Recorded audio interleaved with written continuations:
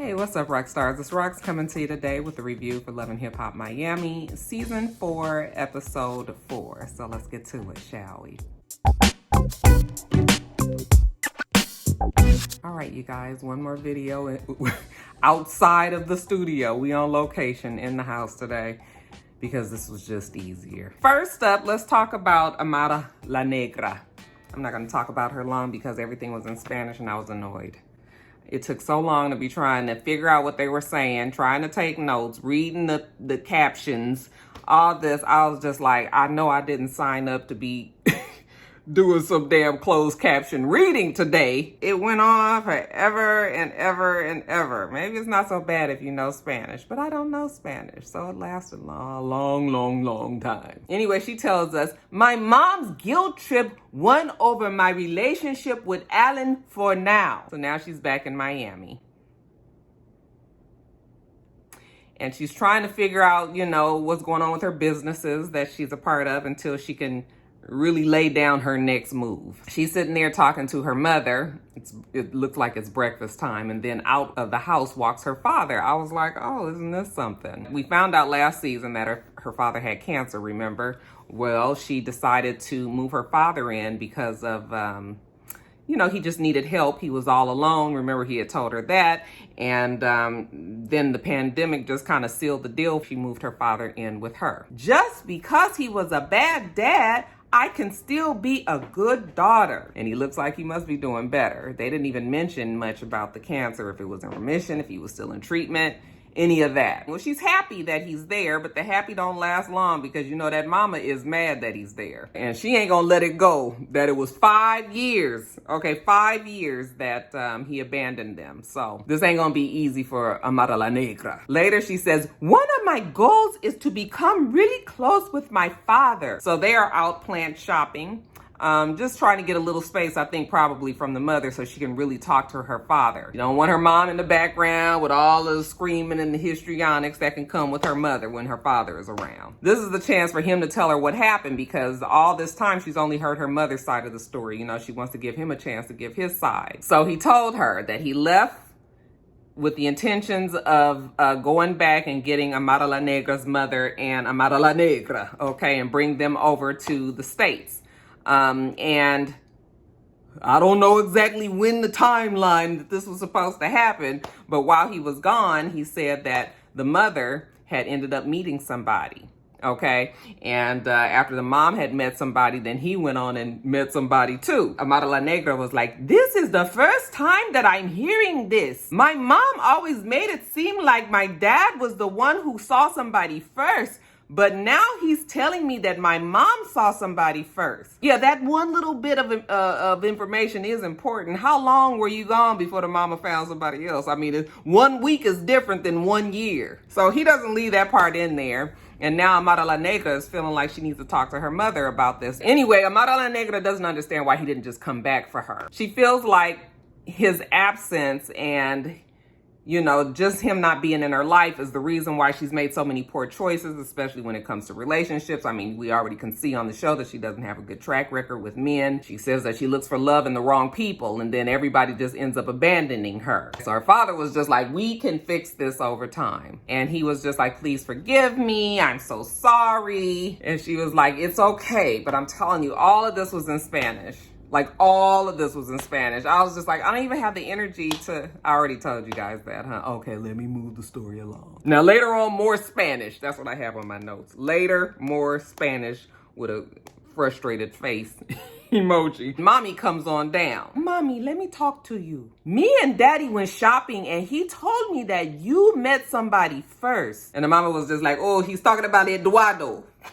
I was like, who is Eduardo? Eduardo, the Cuban, the Cubanos, I think what she said. And evidently, Amara la Negra knew who Eduardo was too. I guess this was one of maybe, somebody that the mom actually was seeing. Maybe, Amara's uncle. She was like, oh, so he gonna tell you all of this, but he didn't tell you that in front of me, huh? Because the story's gonna be a little different if it was in front of me. Come on, let's go talk to your daddy. Amara la Negra was like, oh, Lord, Mommy, I did not want this to be a fight. But no, Mama ain't letting that shit go.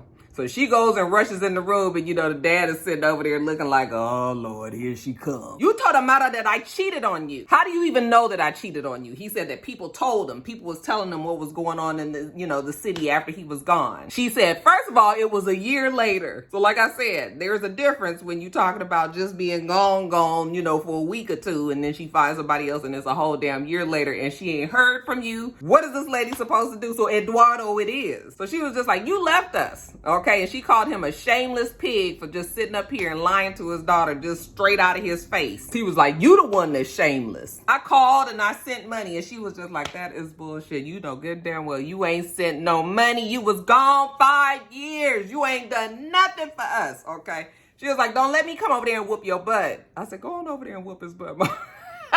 No, don't do that. Don't do that, y'all. Don't be hitting on no men, women. Don't be hitting on no men. So, all this is going on. Amara la Negra has to jump up and try to stop her mother. And then she finally tells her mom, listen, I've already heard your side. Let him tell his side. And the mom was like, okay, he could tell his side, but it sure better be the truth. So, of course, the dad was just like, well, he couldn't raise her because he was so far away. And he hopes that the girl forgives him because he wasn't around. He also says that he wants her mother to forgive him, too. Something tells me that these two gonna be back together, you guys. Is that always just what I be thinking? And that's not being realistic, but something about it. I was like, it might be a little tinge of passion still up in there. So Amara la Negra is like, it is important to me that we all get along. I don't like that you weren't around for my childhood. And her mom was like, I'll get over it. And Amara la Negra was like, please don't tell me to get over it. Why do I have to get over it? Because I'm grown. I still have the same feelings that I felt when I was a child, knowing that my father wasn't around. And she feels like she was out there in these streets and she was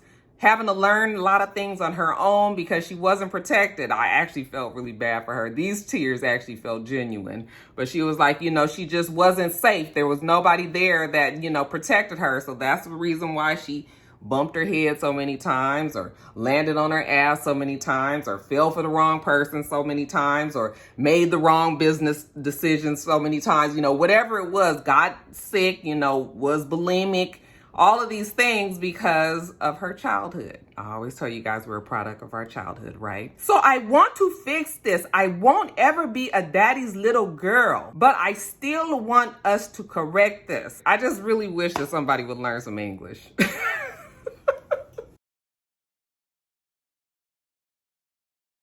So last week we saw that Noriega and Ray J was trying to cook for the girls, okay, and that didn't go so well. So they came up with the bright idea of inviting Trick over, okay. Trick Daddy, he's the chef extraordinaire. So he comes on by to help him out. He said that they was goofy for not even knowing how to do that. So he gonna show them how to make chicken and steak and peas and rice and all of this. While they sitting around talking and cooking, he was like, so Ray, you here now in Miami? Yeah, we here. Yeah, we was about to get a divorce and then we came out here for my birthday. And I don't know what it was, but we stayed, Remember he said love is in Miami. Love from who? What about you and Joy? And Trick was like, yeah, we've been together all these years and, but we've been broke up for half of that many years, 20-something years, broke up for half of them years. We still ain't got no damn divorce. Okay, Ray J. Maybe it's still something there. I still be seeing like a little bit of the love is there. I was like, Ray J, don't be gassing up Trick Daddy. First of all, Trick Daddy knows that him and Joy ain't getting back together. I still don't understand why Trick and Joy ain't got a divorce. What is the damn holdup? It's almost like they holding on to this divorce so they can keep it as a storyline on the fucking show. Because otherwise, what? Joy got a boyfriend.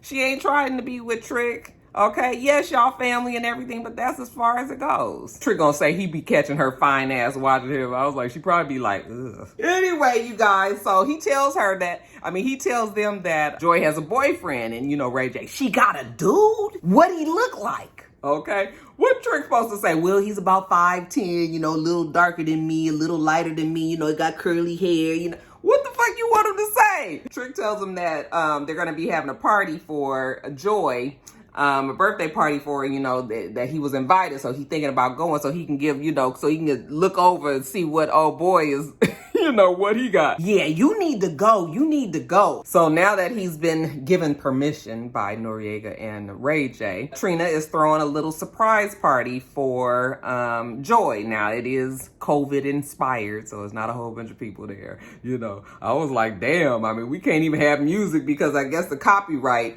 And so everybody just kind of sitting around, it's all quiet. But I mean, they got the red light on and all of that, but still. You know, they just waiting for Joy to get there. And finally, when she does, you know, a surprise, you know, she was like, oh, no wonder everybody was acting so damn strange today. You guys just told me to get dressed up. I was like, well, girl, it's your birthday. Okay, so, I mean, did you not expect something? Now, Trick is there. Trina was glad that he decided to come. And when Joy gets there, you know, he's walking down the hallway.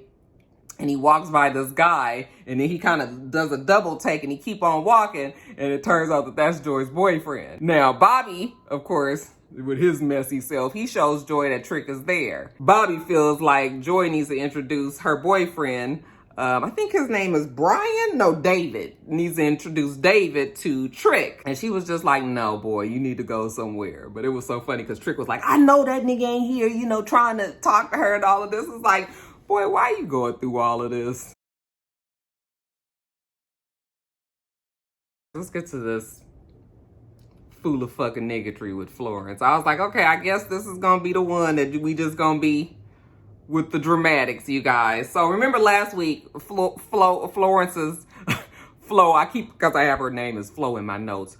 Florence's sister told her how her husband, Marlon, was fucking her girl. Florence's first question is, why didn't you tell me? He paid me for not to talk. I said, your own damn sister. It be your own fucking blood. She gonna come telling us in the confessionals that she didn't really talk and, you know, speak up and tell her sister, but now it's time for her to make things right. I said, oh, now it's time because you on this TV show? And do you guys really expect us to believe this whole thing is so damn stupid? But we gonna go along, Mona. Bitch. So now Florence goes off crying, like, excuse me for a second.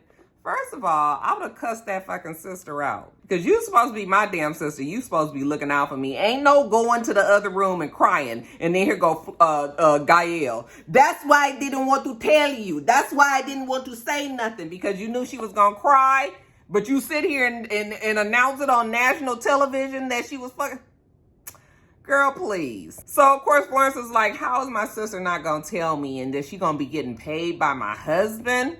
Okay. She going to deal with her sister later, but she got to go and have a talk with her husband. So she calls her husband. Where are you?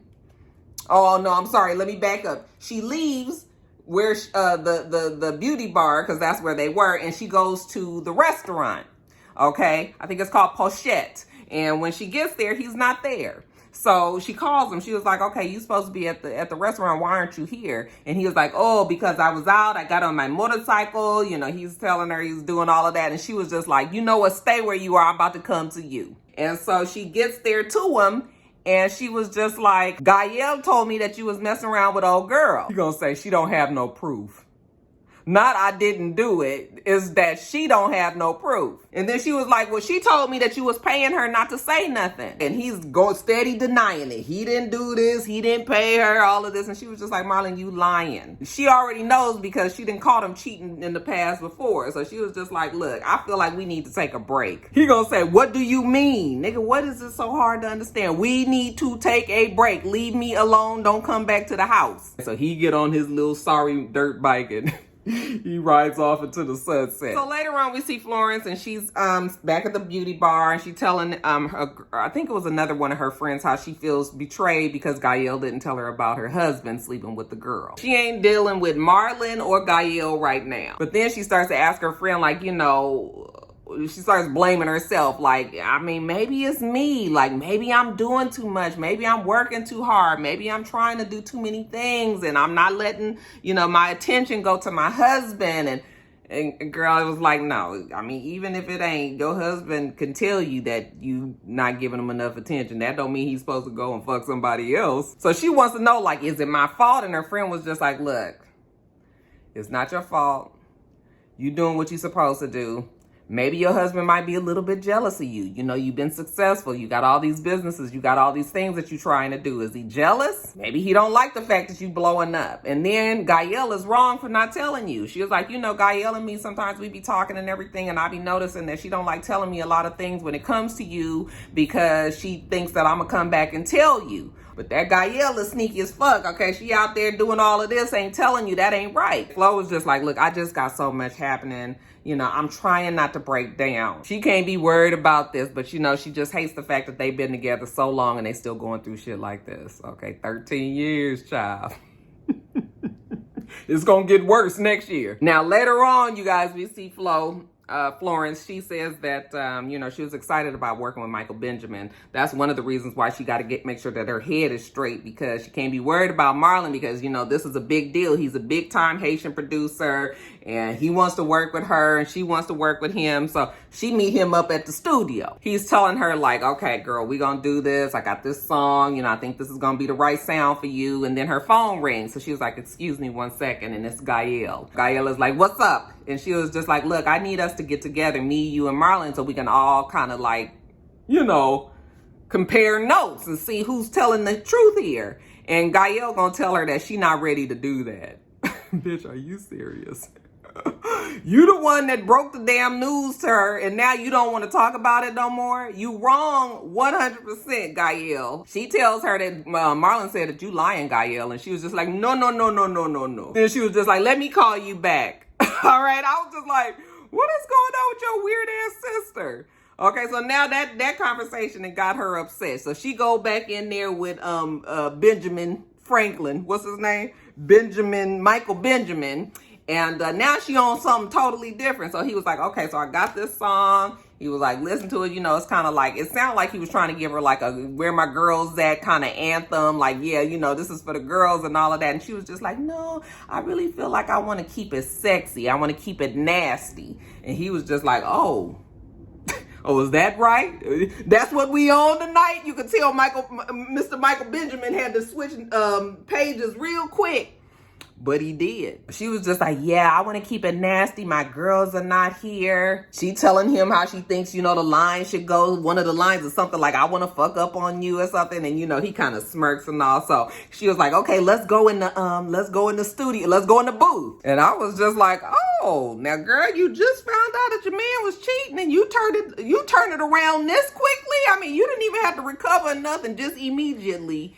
You and Michael Benjamin is dry humping in the fucking booth. She was just like, can you stand right here, you know, so I can, you know, I can feel you. And he was like, right here is better. And she was just like, right. So then she starts up with the singing, or if that's what you want to call it. Like, stand right here. Yeah, right here is better? Yeah.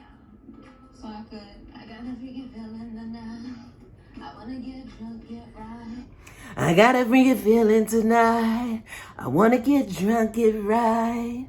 As soon as we turn out the lights, getting nasty, you know it's just right. Then he come in, let me put it on you. Let that shit drip all over you. And then we get freaky tonight. Girl, you was doing a whole lot in this fucking booth. You talking about Marlon, and I'm a little concerned about you just meeting somebody and you already doing all this. And then lastly, you guys, Suki. So we see Suki. She in the neighborhood with her girls. She's bragging about she don't take no shit. You can't be all up in her face. You can't be talking about her. You know, she gonna take care of her kids. If you got something to say about her damn kids, and you gonna have to see her. And some bitch out there done spoke on her kids.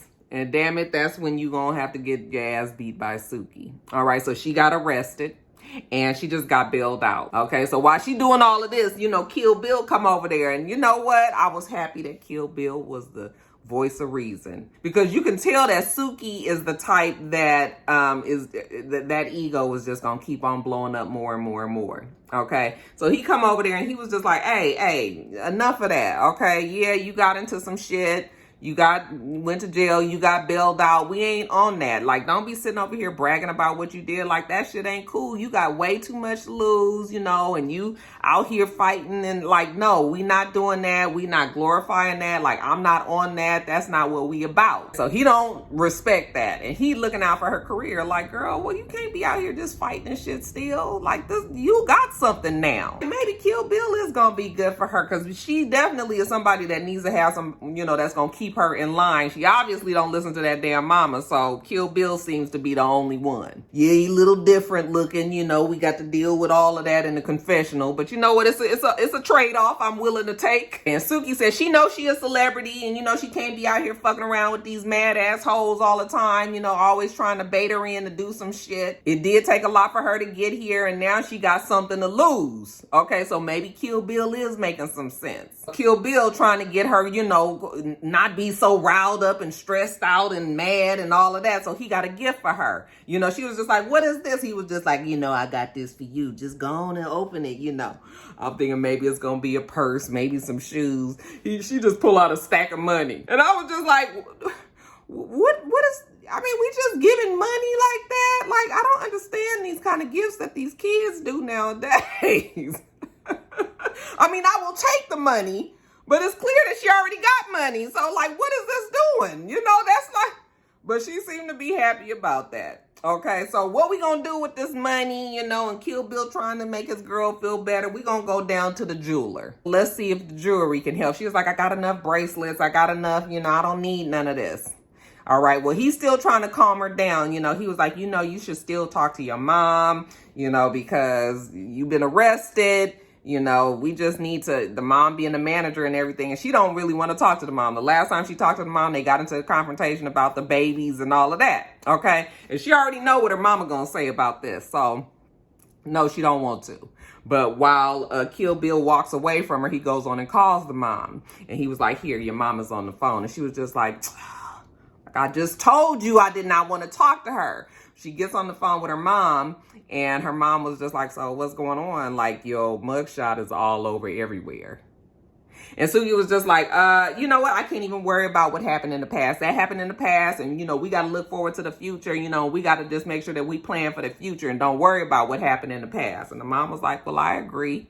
And Suki was just like, oh, you do? And she was just like, yeah, I agree. It is time to start looking for the future. You know, we can't worry about what you did yesterday. That actually lifted Suki's spirits and sounded like she, you know, was willing to listen to her mother a little bit more. You know, her mom was like, we got this grand opening coming. And Suki was like, yeah, and it's going to be big. I'm going to have all my celebrity friends going to be there. She already knows she ain't making less than $200,000 on opening night. Okay. That's what it's about to be about. Okay. So her mom was just like, good. She was like, you know what? And as a matter of fact, with that mugshot being everywhere, hell, I might even sell my t-shirts. I might sell my t-shirts with my mugshot on it. I was like, girl, that's actually really great marketing considering.